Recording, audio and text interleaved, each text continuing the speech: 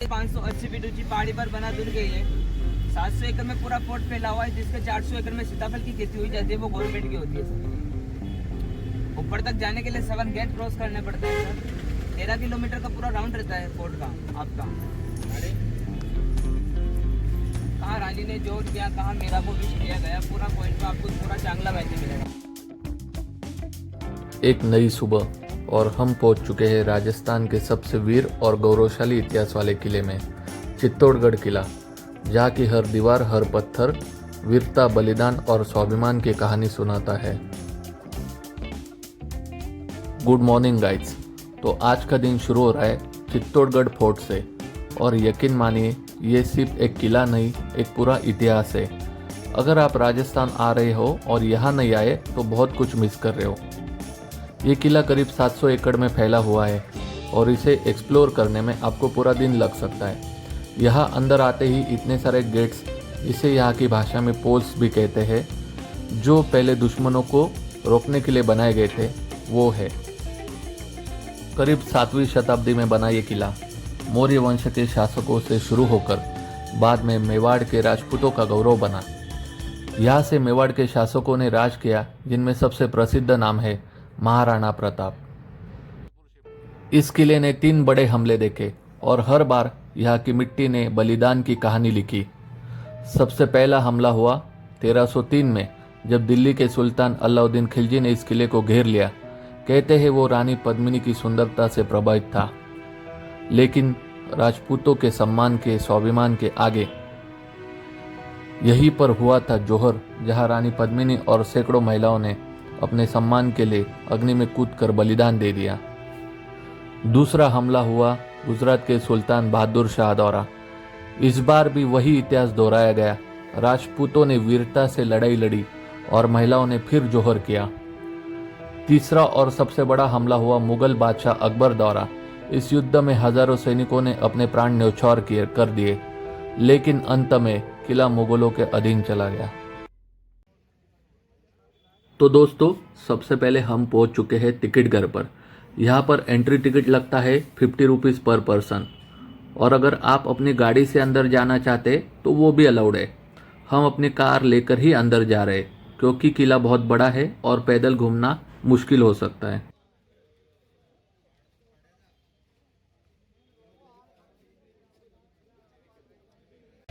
और यहाँ से जो नज़ारा दिखता है वो सच में दिल को छू लेने वाला है। पूरा चित्तौड़गढ़ शहर एकदम छोटे छोटे घरों में सिमटा हुआ, और हम इस ऊंचाई से सब कुछ देख रहे हैं।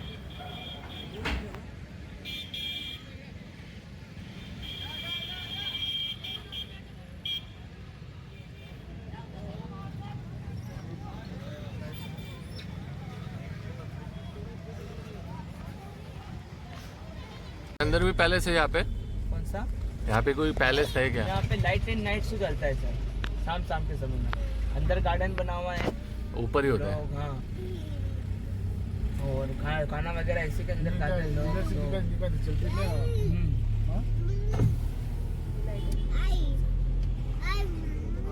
ये सामने व्हाइट कलर का देख रहे हो, ये म्यूजियम बना हुआ है। अच्छा, फतेह प्रकाश महल के नाम से इसको जानते हैं।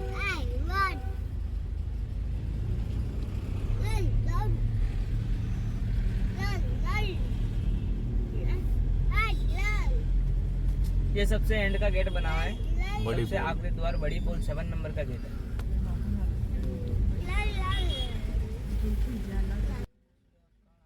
हम आ गए यहाँ के म्यूजियम के पास, लेकिन अनफॉर्चुनेटली ये अभी क्लोज है। यहाँ पर रिनोवेशन का काम चल रहा है और बताया गया है कि ये करीब 6 महीनों के लिए बंद रहेगा।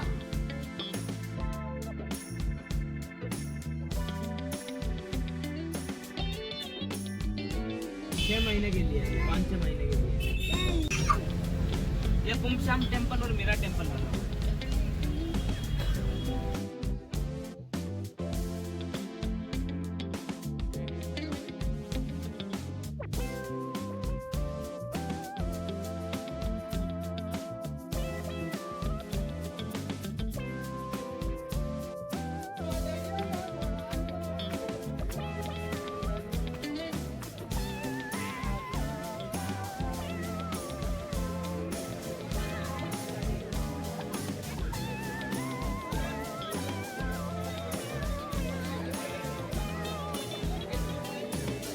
ये जो आप मंदिर देख रहे हो, ये इस फोर्ट का सबसे बड़ा मंदिर बना हुआ है, जिसको 8th सेंचुरी के अंदर बप्पा रावल ने बनाया था। जैसे कि मैंने आपको बताया था कि 7th सेंचुरी में इस फोर्ट को बनाया जाता है। जो मौर्य वंश के शासक हुआ करते थे चित्रांगन मौर्य जी, और 8th सेंचुरी के अंदर आते हैं बप्पा रावल, जो गुजरात के महान बड़े योद्धा हुआ करते थे बप्पा रावल।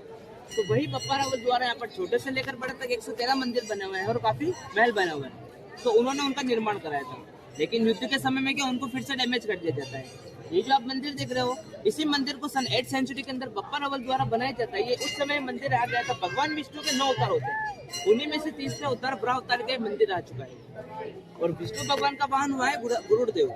वो जो आपको ब्लैक कलर का स्टैचू देखने को मिलेगा उस छतरी के नीचे, वही गरुड़ देव का स्टैचू बनता है।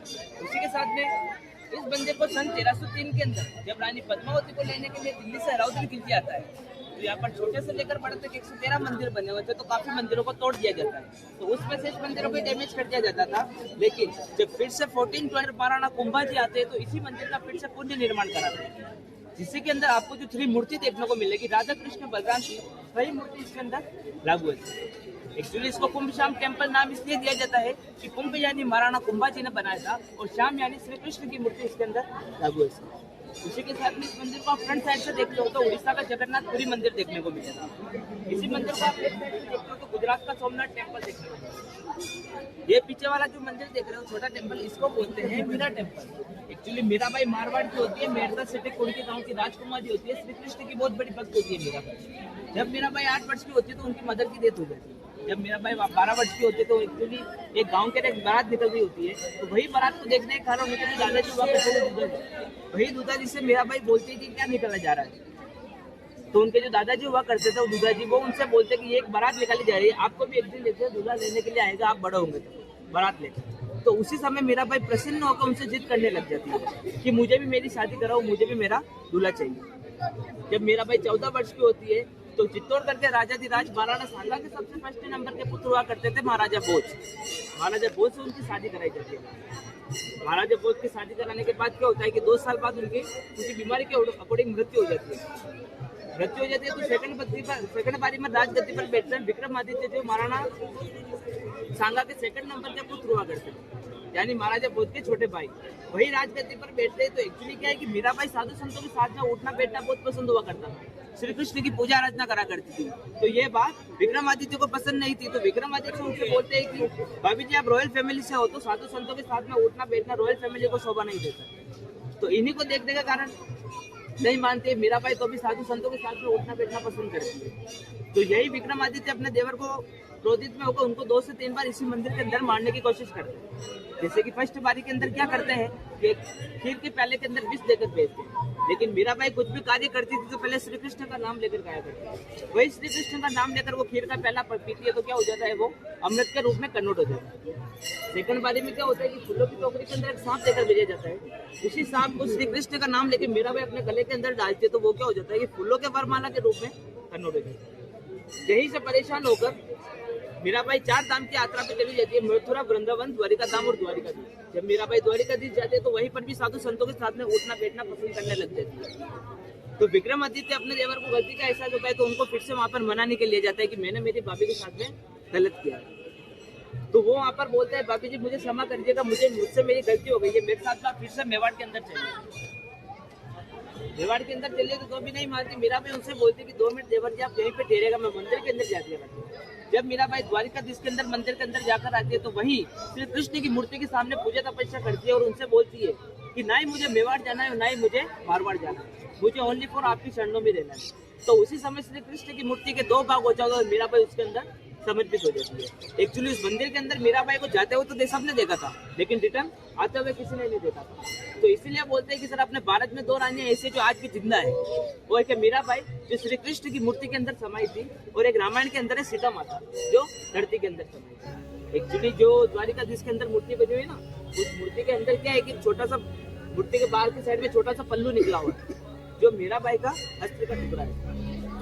उसके साथ में इसी के मंदिर की जो भी आपने काफी जगह देखा होगा, श्री कृष्ण के साथ में राधा जी रहते हैं, मीराबाई का स्टैचू बना हुआ है जो भी आपको देखने को मिले। इसकी जो रियल मूर्ति हुआ करती थी सर इस मंदिर की, वो तो मीराबाई अपने साथ में यात्राएं पर ले गए थे, लेकिन जो सेकंड मूर्ति लगी हुई है वो सन 2002 के अंदर MP बिरला सीमेंट वाले सेठ जी ने फिर से रिन्यू निर्माण किया। ये जो आप छोटा सा छतरी देख रहे हो ना, छोटा सा मंदिर। इसी प्रकार से एक कोने में मंदिर और बना हुआ है, संत रविदास जी शिरोमणि का मंदिर बना हुआ है, जो मीराबाई के गुरुदेव हुआ करते थे। एक्चुअली मीराबाई मंदिर के अंदर कुछ भी भजन कीर्तन करने जाया करती थी, तो पहले संत रविदास जी शिरोमणि की चरण पादुका करके भजन पूजा करने के बाद भजन कीर्तन करते। आप इधर ये जो ऊपर के साइड में देख रहे हो, ये जो ऊपर देख रहे हो ना सर, स्टैचू बना हुआ है। ऊपर के साइड में जो स्टैचू बना हुआ है, इसी स्टैचू के अंदर 10 पैर है, 4 हाथ और एक मुंह बना हुआ है। इस स्टैचू को आप किसी भी प्रकार से देखने को मिलेगा, आपको एक ही देखने को मिलेगा। ये नीचे की साइड में संत रविदास जी शिरोमणि की चरण पादुका बनी हुई, जो मीराबाई के गुरुदेव हुआ। तो एक बार आप मंदिर के अंदर दर्शन करके आइएगा और अंदर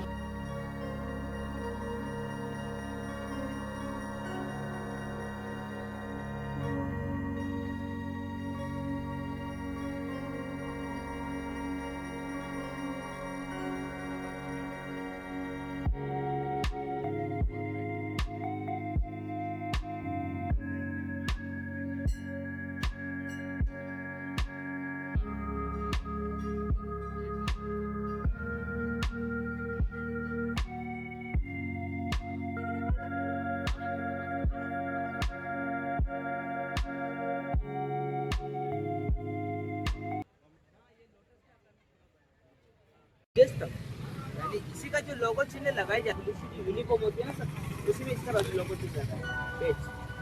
इस स्तंभ को सन 1438 के अंदर महाराणा कुंभा जी द्वारा गुजरात और मध्य प्रदेश को हराने के उपलक्ष्य में बनाए जाते हैं।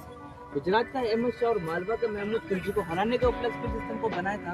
और जैसे कि सर महाराणा कुंभा जी ने 56 युद्ध लड़े थे और सारे के सारे जीते भी थे, पर इसको इस खुशी में महाराज जी को एक साथ हराने के उपलक्ष्य में 2 स्टेट, जैसे इसको बनने में 10 साल लगे थे। सन 1438 से लेकर सन 1448 तक इसका कार्य चला था और उसी समय की लागत है 90 लाख चांदी की।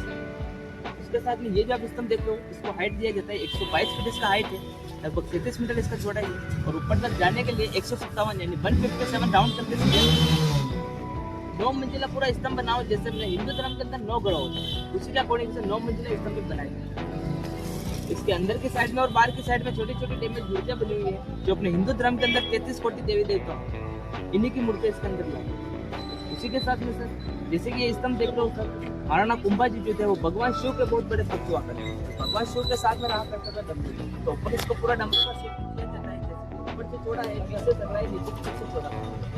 उसी के पास में वो पीपल का पेड़ देखने को मिलेगा अंदर गार्डन में, उसको बोलते हैं जोहर स्थल, जहाँ रानी पद्मावती द्वारा जोहर 3 जोहर हुए थे पूरे चित्तौड़गढ़ फोर्ट पे। फर्स्ट जोहर हुआ था सन 1303 के अंदर, जब दिल्ली से अलाउद्दीन आ जाए, तो उसी समय जो वाइफ होती है रानी पद्मावती, वही रानी पद्मावती द्वारा 16,000 दासियों के साथ में जोहर थे। सेकंड जोहर हुआ था सन 1535 के अंदर, जब गुजरात का बादल शाह पे अटैक करने के लिए आते हैं, तो उसी समय जो महाराणा सांगा की वाइफ होती है रानी कर्णावती, वही रानी कर्णावती द्वारा 13,000 दासियों के साथ में जोहर किया था। और सबसे आखिरी का जोहर हुआ था सन 1568 के समय, जब अकबर अपने मुगल को लेकर आता है, 1,80,000 मुगल को लेकर अकबर आया था, तो उसी समय जो बत्ता सिंह चित्रवत की वाइफ होती है रानी फूलकवड़, वही रानी फूलकवड़ 7,000 दासियों के साथ में जोहर। और जैसा अभी आपको गार्डन देखने को मिलेगा, पहले क्या है कि सर वो पहले कुंड हुआ करता था, इसी के अंदर चंदन कपास तेल घी का उपयोग करके आग जलाई थी। पर इसके बाद की गवर्नमेंट ने पूरा चेंज कर दिया है। कैसे कि सर बाहर के टूरिस्ट बहुत आने लग गए, पब्लिक सिटी के हिसाब से गवर्नमेंट ने उसको मिट्टी डाल के उनके अंदर पूरा गार्डन बना दिया है फिनिशिंग से। छोटा सा मंदिर बना हुआ है शमादेश्वर महादेव टेम्पल, ब्रह्मा विष्णु महेश का। उसी के पास में जल स्थान बना हुआ है गौमुख जलाशय पर। इसके ऊपर ऐसे तो 84 वाटर टैंक बने हुए हैं, लेकिन सबसे प्रमुख और सबसे मुख्य जल स्थान उसी को माना जाता है। यहाँ पे अंदर से गाय के मुख्य पत्थर के रूप में प्रतिष्ठा बना हुआ है, उसी के अंदर से पानी निकलता है। लेकिन अभी तक ऐसा कोई सा भी वैज्ञानिक या साइंटिस्ट पता नहीं लगा सकता कि पानी आता कहाँ से। और उसी जल स्थान के अंदर जो रानी पद्मावती हुआ करते थे, टनल से होकर नहाने के लिए आया करते थे। टनल यानी सुरंग से होकर। इसी टनल को गवर्नमेंट द्वारा भी बंद करा दिया। जैसे कि आपने सुना होगा कि रानी पद्मावती बहुत बड़ी खूबसूरत हुआ करती, गले के अंदर पानी दिखाई देता था, अगर पानी पीते थे ट्रांसपेरेंट अकॉर्डिंग इतनी खूबसूरत बनाई जाती रानी पद्मावती। तो वही रानी पद्मावती द्वारा इस टनल से होकर रानी पद्मावती जल स्थान के अंदर से नहाने के लिए आया करती थी, उनके सास के साथ में दासू करती। तो इस जल स्थान को सास गौ कुंड के नाम से भी इसको जाना जाता है। उसी के साथ में 50 से 60 फीट गहरा का पानी का स्ट्रक्चर मतलब कुंड बना हुआ है, जिसके के अंदर से हजारों तरह के बच्चे जिसे अपने हिंदू धर्म के अकॉर्डिंग उनको दाना पानी डाला जाता है। उस जल स्थान की एक कहावत बनी हुई है, गमुक भरे झरना जरे निर्भय नाथ जी थोड़, करोड़ करोड़ वर्ष तक तपस्या करे जद पावे गढ़ चित्तौड़। गढ़ा में गढ़ चित्तौड़ गढ़ बाकी सब रुकिए जरा, रुकिए। यहाँ के स्थान के बारे में हमें कुछ बताइए जरा। ये विजय स्तंभ है नित्या जी। ये विजय स्तंभ है, इसी का चिन्ह राजस्थान पुलिस के बैच पे है। ये राणा कुंभा ने जीत के उपलक्ष्य में बनाया है। ये जो गार्डन्स वगैरह, ये जो आप जो कुछ भी जगह सिर्फ एक स्थान नहीं है, ये है जौहर स्थली, जहाँ कभी इतिहास का सबसे दर्दनाक और वीरता भरा पल देखा गया था। यहीं पर राजपूत महिलाओं ने अपने सम्मान की रक्षा के लिए अग्नि में कूदकर बलिदान दिया था। कहा जाता है चित्तौड़गढ़ में 3 बार जौहर हुआ। पहली बार रानी पद्मिनी के समय, फिर बहादुर शाह के आक्रमण में और तीसरी बार अकबर के समय। सोचिए कैसा समय रहा होगा वो, जब जीवन से ज़्यादा सम्मान ज़रूरी था।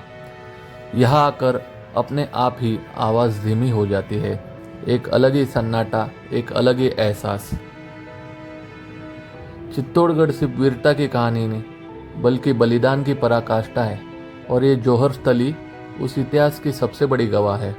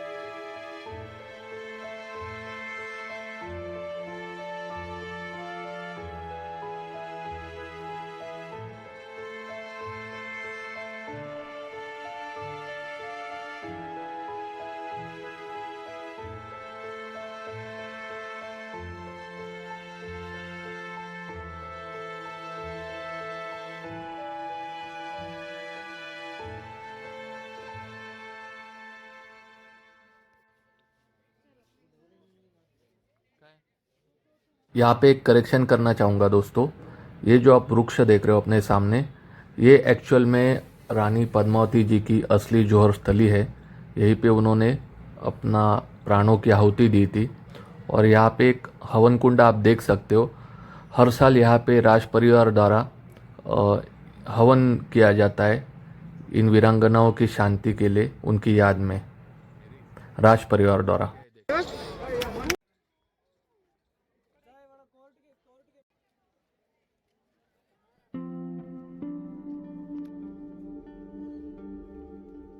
जौहर का मतलब सिर्फ अग्नि में कूदना नहीं था, ये था अपनी अस्मिता, सम्मान और आत्मसम्मान की रक्षा के लिए लिया गया अंतिम निर्णय। एक ऐसा निर्णय जो आज के समय में समझना आसान नहीं है। सोचिए कैसा समय रहा होगा वो, जब एक तरफ युद्ध और दूसरी तरफ अपनी जिंदगी का सबसे कठिन फैसला। चित्तौड़गढ़ की पहचान सिर्फ इसकी दीवारें नहीं, बल्कि यहाँ के बलिदान है। और ये जौहर स्थली हमें याद दिलाती है कि सम्मान के लिए कितनी बड़ी कीमत चुकाई गई थी।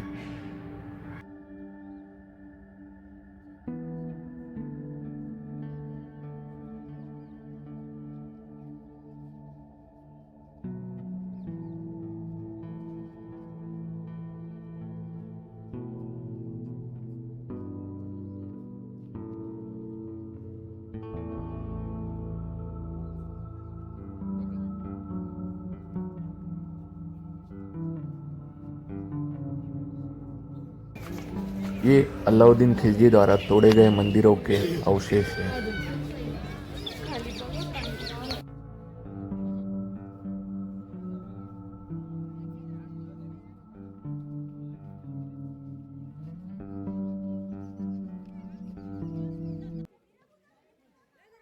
दोस्तों, ये है गोमुख कुंड। इतिहास में इस कुंड का उपयोग पानी के मुख्य स्रोत के रूप में होता था। युद्ध के समय यह पानी किले के लोगों के लिए जीवन का आधार था। सबसे इंटरेस्टिंग बात यह है कि यह पानी कभी सूखता नहीं है। इतनी ऊंचाई पर होने के बावजूद यह पानी का फ्लो सालों साल बना रहता है। कहा जाता है कि इसका सोर्स आज तक पूरी तरह क्लियर नहीं है। धार्मिक रूप से भी यह बहुत महत्वपूर्ण जगह मानी जाती है। यही पास में एक शिव मंदिर है जहाँ लोग दर्शन करने आते हैं। माना जाता है कि रानियाँ भी इसी कुंड में स्नान करती थी, जिसके पश्चात वो इस मंदिर में दर्शन करने आती थी।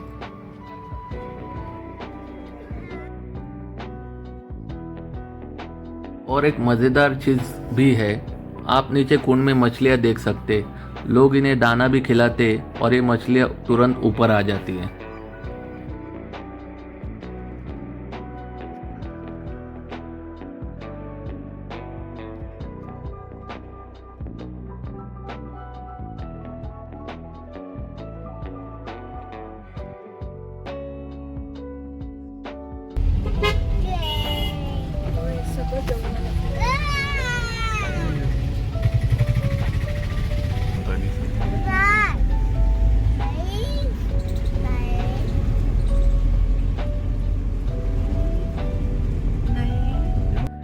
अब हम पहुंच चुके हैं रतन सिंह महल।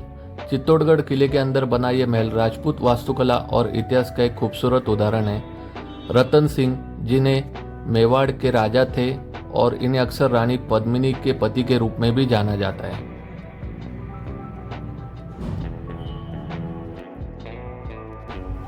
तो दोस्तों, अब हमारे वापसी के सफ़र की शुरुआत हो चुकी है। हम निकल चुके हैं चित्तौड़गढ़ से नासिक की ओर और आज रात हम रुकने वाले हैं इंदौर में। कल सुबह फिर से फ्रेश होकर अपनी जर्नी आगे कंटिन्यू करेंगे। लेकिन अभी रुकिए, ब्लॉग अभी ख़त्म नहीं हुआ है, क्योंकि अब हम आपको लेकर चल रहे इंदौर की फेमस खाऊ गली में। इंदौर जिसे भारत की फूड कैपिटल भी कहा जाता है, और यहाँ की सराफा बाजार या खाऊ गली रात में पूरी तरह बदल जाती है। दिन में ये जगह एक नॉर्मल मार्केट होती है, लेकिन रात होते ही ये बन जाती फूड लवर्स का स्वर्ग।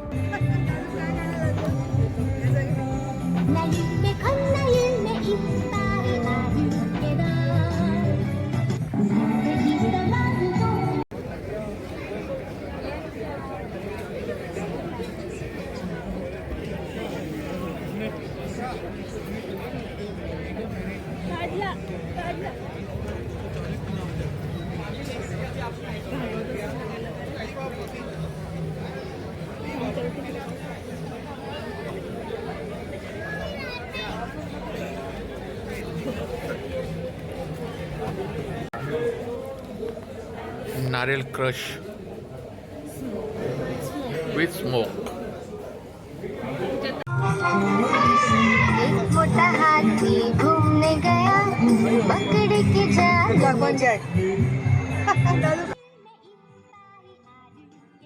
तो दोस्तों, आज का दिन इतिहास और स्वाद दोनों से भरा हुआ रहा। सुबह हमने देखा चित्तौड़गढ़ का गौरवशाली किला और रात खत्म हो रही इंदौर की शानदार खाऊ गली में। एक ही दिन में इतिहास की गहराई भी देखी और स्वाद का मजा भी लिया। यही तो है ट्रैवल की असली खूबसूरती, हर एक दिन एक नई कहानी। अगर आपको ये ब्लॉग पसंद आया हो तो वीडियो को लाइक करें, शेयर करें और चैनल को सब्सक्राइब ज़रूर करिए। तो बने रहिए हमारे साथ, क्योंकि सफ़र अभी जारी है। मिलते हैं अगले ब्लॉग में, तब तक के लिए कीप ट्रैवलिंग, कीप स्माइलिंग।